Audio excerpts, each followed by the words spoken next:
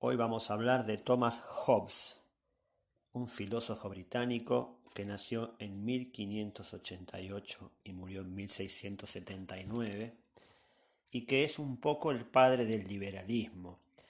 Es un filósofo que dejó más para la política que para el pensamiento. Él decía que el hombre es el lobo del hombre, es decir, que el hombre es un enemigo del hombre. Esa era su concepción acerca de los vínculos entre seres humanos. Tuvo una infancia muy particular. Nació prematuro en el medio de las invasiones de España a Inglaterra a través de la Gran Armada Española. Cuenta que su madre, cuando vio por la ventana las naves, entró en una crisis nerviosa y por eso dio a luz prematuramente. Él decía: mi madre tuvo dos gemelos cuando me dio a luz, a mí mismo y al miedo. Su padre parece que tuvo algún conflicto con la iglesia y se tuvo que marchar. Pensemos en la época, 1588. Así que en la ausencia de padre, lo crió un tío de él, que era filósofo. Así que tuvo una educación muy prodigiosa. A los 4 años ya empezó a estudiar y a los 6 sabía latín y griego, y a partir de los 8 y hasta los 14 años traducía los clásicos griegos al inglés. No es de extrañar que haya entrado en la universidad cuando terminó su educación, y allí se encontró con la visión retardataria que todavía tenía la Universidad de Oxford, que estaba basada en la filosofía escolástica, en la filosofía medieval, en donde el conocimiento estaba puesto del lado de la iglesia y de la fe. Esto para él era insuficiente y fue un gran cuestionador de eso. A los 20 años, cuando ya estaba recibido de filósofo, empezó a ser tutor para ganarse la vida. Daba clases particulares a familias adineradas, a hijos de familias adineradas, y también traducía muchos libros. Instado por un amigo, decidió ir hacia el continente europeo, así que conoció Francia, Italia, Alemania y conoció la ciencia que se oponía a esta creencia donde la fe estaba por encima de todo, y, y así descubre la física y empieza a estudiar eh, esa materia, y luego empieza a estudiar la naturaleza y la biología, y ahí empieza también a pensar lo que más tarde va a ser su filosofía. Por supuesto, lo que dijo en su filosofía encontró una gran aversión en la época, porque era una época bisagra, en donde las ideas nuevas todavía no eran aceptadas. Así que vamos a ver bien qué es lo que decía Hobbes, además de que el hombre era el lobo de un hombre, del hombre, y cómo llegó a esta concepción. El centro del debate, cuando empieza a hablar Hobbes, era cómo se iban a organizar las naciones. Estaban surgiendo las nuevas naciones y los estados centralizados. Y el tema de debate era cómo se va a organizar el poder, bajo qué modo se iba a expresar ese poder. Allí varios pensadores empiezan a hablar de un contrato social. ¿Un contrato entre quiénes? Entre la soberanía, que era popular, y las formas en la que iba a ser representada esa soberanía. ¿Con qué matices iba a ser representada?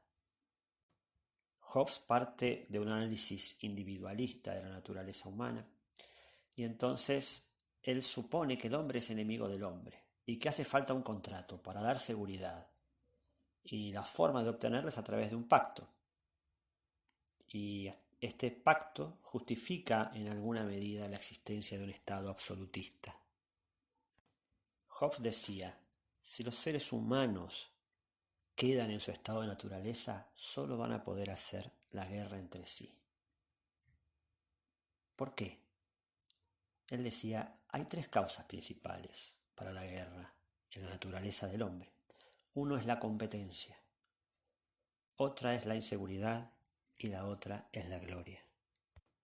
Imagínense que hay una gran hambruna y hay dos personas que vienen padeciendo el hambre y se encuentran con una manzana roja en un lugar a disposición de ambos. Hobbes diría, estos hombres van a competir por la manzana puesto que los dos tienen hambre. Y seguramente alguno mate al otro para poder obtener la manzana. Y supongamos que un hombre no mata al otro por la manzana, pero sí que se lleva la manzana. Ese hombre va a tener inseguridad porque ese otro hombre u otros hombres van a querer robarle su manzana. Entonces, ese es el segundo estado. El segundo estado es el de la inseguridad.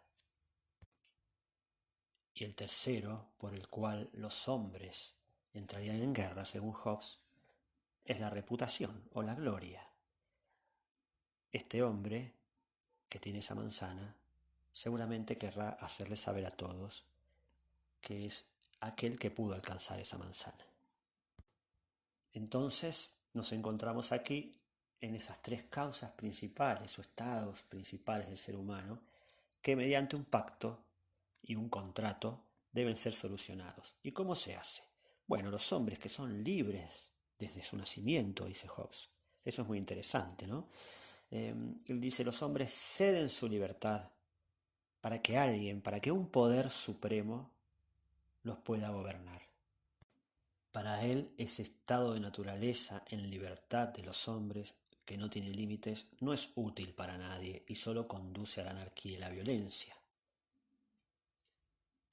Entonces, el precio que deben pagar los hombres por su seguridad es el de la renuncia a todos sus derechos y libertades a favor del que esté instituido como soberano, mediante un contrato social donde se transfiere la propia ciudadanía de manera irrevocable a la persona elegida para que los gobierne.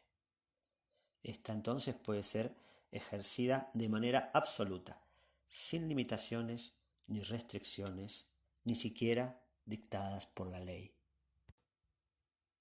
Con esta pequeña alocución podemos inferir que la postura de este contractualismo absolutista de Thomas Hobbes perseguía justificar el absolutismo monárquico. Esa es la propuesta que tiene Hobbes para ver cómo se podían administrar esas nuevas naciones.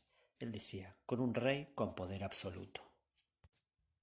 También podemos ver que detrás de la idea de Hobbes se esconde un liberalismo porque fomenta el individualismo de los seres. Vamos a terminar con una frase de él en donde dice, la naturaleza ha hecho a los hombres tan iguales en sus facultades de cuerpo y de alma, que aunque pueda encontrarse en ocasiones a hombres físicamente más fuertes o mentalmente más ágiles que otros, cuando consideramos todo junto, la diferencia entre hombre y hombre no es tan apreciable como para justificarse que un individuo reclame para sí cualquier beneficio que otro individuo no pueda reclamar por igual derecho, pues en lo que se refiere a la fuerza corporal, el más débil tiene fuerza suficiente para matar al más fuerte, y mediante maquinaciones secretas o agrupados con otros que se ven en el mismo peligro que él. Bueno, aquí podemos ver claramente cómo los hombres son iguales en oportunidades entre sí, pero su ambición va a ser la que los lleve a ser lobos del hombre.